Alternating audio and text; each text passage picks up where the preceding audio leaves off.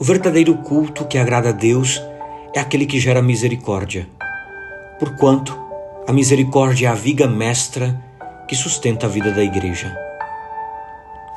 Evangelho segundo São Lucas, capítulo 10, versículos do 25 ao 37.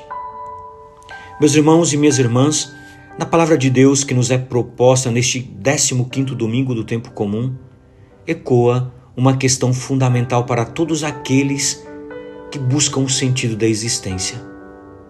O que devemos fazer para alcançar a vida eterna? As respostas que nos são apresentadas nos ajudam a discernir os caminhos que devemos trilhar ao longo da nossa peregrinação terrestre. No Evangelho, Jesus dialoga com o mestre da lei e o conduz a compreender que a vida deve ser edificada sobre dois pilares essenciais: o amor a Deus e a compaixão pelo próximo. Quem vive guiado pelo amor caminha rumo à vida eterna. Na primeira leitura, nós vemos a figura de Moisés que exorta o povo hebreu às portas da terra prometida a escutar a voz de Deus em cada passo da vida.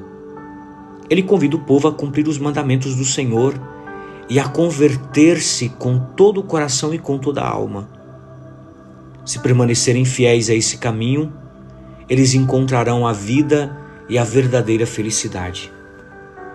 Na segunda leitura, o apóstolo Paulo nos apresenta um hino que celebra a grandeza universal de Cristo, aquele que tem soberania sobre toda a criação e que é a cabeça da igreja. Esse hino convida os fiéis a fazerem de Cristo a sua reverência maior e a viverem em comunhão com Ele. É por meio de Cristo e somente por Ele que passamos pelo caminho que conduz à vida eterna. Se aprofundarmos bem os textos da liturgia deste domingo, nós veremos uma síntese da nossa espiritualidade cristã estruturada sobre 3 colunas essenciais, como também recorda a tradição rabínica, que é a escuta da palavra, o culto a Deus e as obras de misericórdia. Meus irmãos e minhas irmãs, abrimos a celebração eucarística ouvindo o livro do Deuteronômio, que nos afirma com uma clareza desarmante: essa palavra está bem perto de ti, está em tua boca e em teu coração, para que as ponhas em prática. A expressão grega para a palavra que é dabar, que não se limita ao discurso verbal, mas significa também ação, evento, aquilo que transforma. E essa palavra nos diz Moisés que não está longe, nem está no céu ou além mar. Ou seja, não é inacessível. Ela está no coração e na boca, ou seja, é algo que deve ser acolhido interiormente e vivido exteriormente. Meus irmãos e minhas irmãs, essa palavra que é próxima torna-se viva e eficaz apenas quando produz frutos concretos de misericórdia. E é aí que o Evangelho de hoje, em São Lucas, no capítulo 10, nos confronta com uma pergunta fundamental: Mestre, que devo fazer para herdar a vida eterna? São Lucas, capítulo 10, versículo 25. A pergunta do doutor da lei é sobre o fazer, agir criativamente ou realizar algo. Jesus, com sabedoria, devolve a pergunta ao doutor da lei, que responde com um duplo mandamento do amor: amarás o Senhor teu Deus e ao teu próximo como a ti mesmo. Mas quem é o nosso próximo? A parábola do bom samaritano responde com clareza: é aquele que está caído à beira do caminho, alguém que parece indefeso, ferido e esquecido.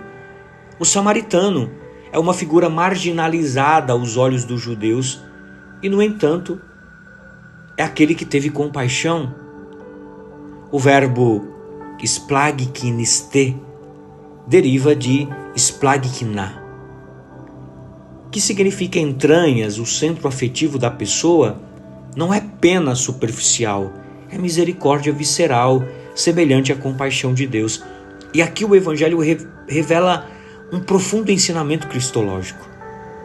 O bom samaritano é a imagem de Cristo. Ele não apenas vê, mas se aproxima, toca, cuida, carrega e hospeda o ferido. Tudo isso nos remete à encarnação e à paixão de Jesus, que também desce do caminho, como fez o samaritano, para se fazer próximo dos que estão feridos pelo pecado, pelo sofrimento, pela solidão.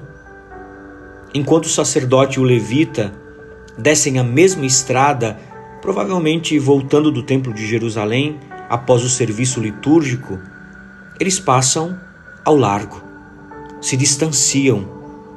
Eles celebraram o culto, mas não permitiram que ele frutificasse em misericórdia. Como nos alerta o magistério da igreja, especialmente na Evangelii Gaudium, a adoração eucarística e a prática da caridade não podem ser desassociadas. O samaritano, por sua vez, embora excluído do culto oficial judeu, ele se torna verdadeiro templo de Deus, porque une o amor a Deus e ao próximo. Como nos escreve São Paulo na carta aos Colossenses, nele, Cristo, tudo foi criado, e por meio dele Deus reconciliou consigo todas as coisas, tanto as da terra como as do céu. Meus irmãos e minhas irmãs, essa reconciliação entre céu e terra, entre culto e ação, se realiza no gesto concreto da misericórdia. O samaritano, ao agir, ele se torna a imagem do próprio Cristo, em quem habita a plenitude da misericórdia, quer dizer, o amor divino. Olhando para esse texto, nós podemos identificar 3 quadros fundamentais no Evangelho de São Lucas, que se sucedem sem interrupção. A parábola do bom samaritano, que hoje nós lemos na liturgia, em seguida a cena de Marta e Maria e a catequese sobre a oração, em Lucas no capítulo 11. Cada um desses episódios corresponde a uma das 3 colunas da nossa vida espiritual que sustentam o nosso caminhar. A escuta da palavra, onde vemos Maria sentada aos pés do Mestre, o serviço do culto, da liturgia, a oração ensinada por Jesus e a prática da misericórdia, marcada pelo bom samaritano em ação. Na igreja primitiva, essas 3 dimensões estão bem evidentes em Atos dos Apóstolos, no capítulo 2, versículo 42. Eles eram perseverantes no ensinamento dos apóstolos, na comunhão fraterna, na fração do pão e nas orações. Existe um dito rabínico que diz: é preciso estar de pé, mas não demais. Estar sentado, mas não demais. Caminhar, mas não demais. Poderíamos dizer que estar de pé é o gesto de quem reza. Estar sentado, de quem se detém para escutar a palavra, como faz Maria, que escuta a palavra sentada aos pés de Jesus. E caminhar alude à misericórdia, exercida andando, indo ao encontro dos outros, como faz o samaritano, que enquanto caminha pelos caminhos que desce de Jerusalém a Jericó, ele encontra o homem ferido e pode lhe oferecer o serviço atento e generoso de sua compaixão. Veja, meus irmãos, a justa medida não consiste em dar um pouco de tempo ou de espaço a cada uma dessas 3 colunas, mas precisamente em viver uma dentro das outras. Essas 3 colunas da nossa espiritualidade, elas precisam viver uma dentro das outras, jamais sem uma a outra poderá viver. O olhar de Jesus, segundo São Lucas, é unificante e nos obriga à lógica de não erguer separações artificiais, nem muito menos estabelecer fronteiras arbitrárias entre a dimensão da liturgia celebrada, da escuta da palavra e da obra de misericórdia.